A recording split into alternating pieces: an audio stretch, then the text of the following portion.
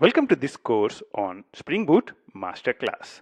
We are excited to help you build an awesome web application and a few APIs with Spring Boot. In this video, we introduce you to the different sections of the course. By the end of this video, you should have a clear idea of how to make the best use of this course.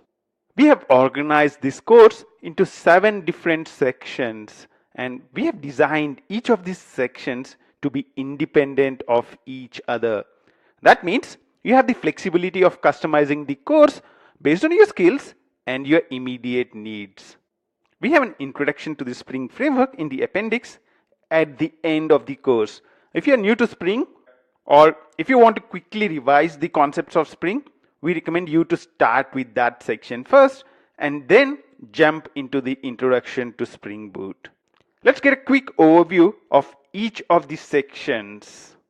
Section 1 is a 1-hour introduction to Spring Boot. This has 10 small steps. In section 2, we build an end-to-end web application with Spring Boot in about 30 steps. In 28 minutes, we believe that unit testing is a very important skill for any developer. Section 3 and Section 4 are quick introduction modules to JUnit and Mockito. Section 5 is where we take a deep dive into Spring Boot. We look at all the advanced features like auto configuration, actuator, and embedded servers.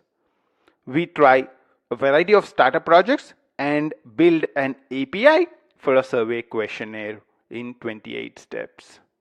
In section 6, we introduce you to JPA as well as enhance our web application to use JPA.